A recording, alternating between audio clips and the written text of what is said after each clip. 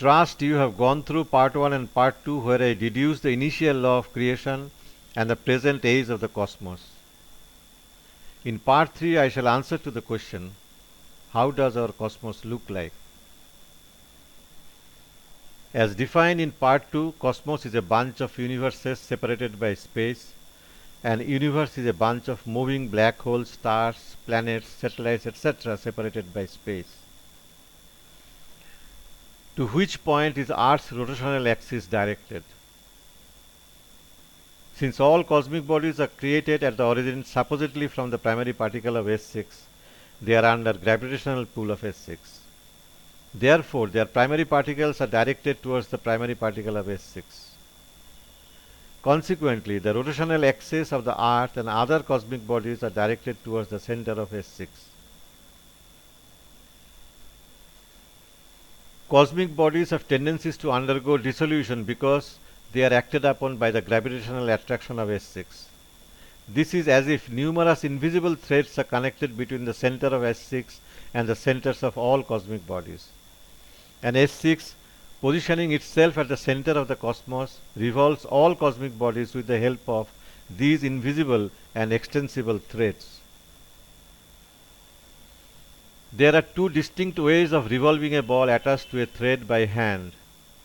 Revolving it in circular path about the hand, with the point of contact between the thread and the fingers remaining at the center of the path, and revolving the ball in a circular path about the center of its path like a conical pendulum, with the point of contact between the thread and the fingers remaining away from the center of the path.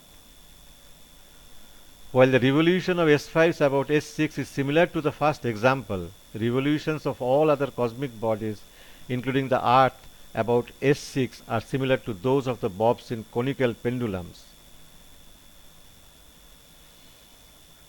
Since the plane of Earth's rotational axis is at 66.6 degree with its orbital plane must be nearly parallel to the z-plane of S6. Since the orbital planes of S5s are parallel to xy plane of S6, the orbital planes of all S4s, S3s, S2s, S1s, planets and satellites must be nearly parallel to z-plane of S6. Now we come back to our initial question, how does our cosmos look like? Based on what we have deduced and stated, our cosmos is an oblate spheroid.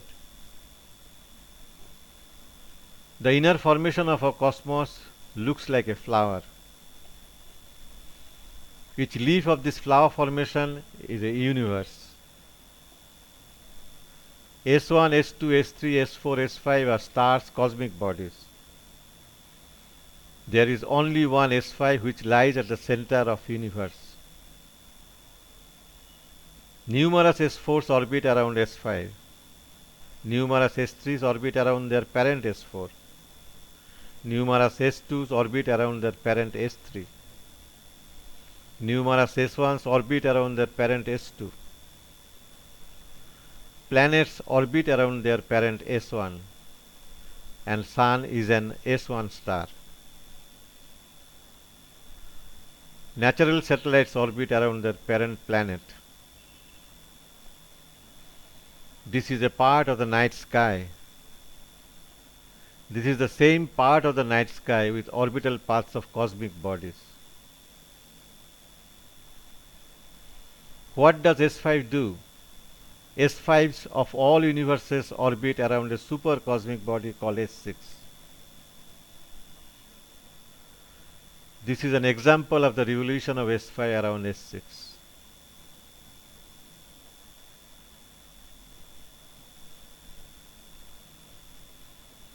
Orbital planes of S5s are parallel to XY plane. Orbital planes of all other cosmic bodies are nearly parallel to Z plane.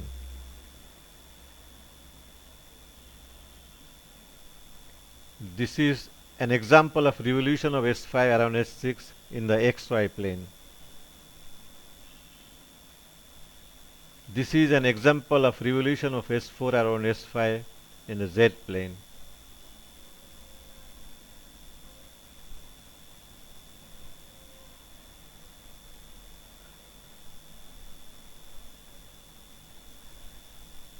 Here S4 is orbiting around S5 in the Z plane, whereas S5 is orbiting around S6 in the XY plane.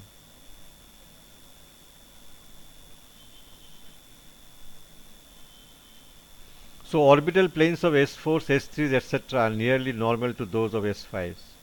Such orbital motions make inner formation of cosmos look like a flower. Every universe consisting of S5, S4s, S3s, etc. revolves around S6. This is an example of revolution of universes around S6.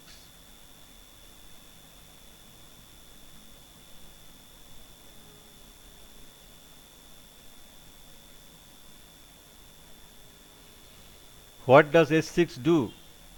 S6 is created at a point called origin.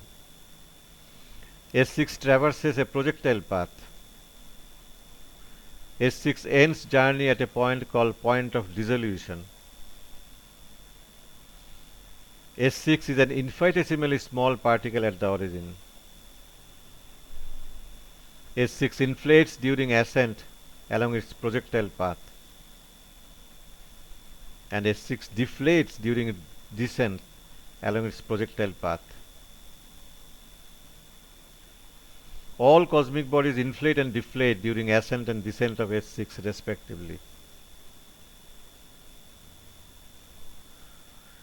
And this is the projectile movement of cosmos. The cosmos inflates during its ascent in the projectile path and then deflates during its descent in the same projectile path.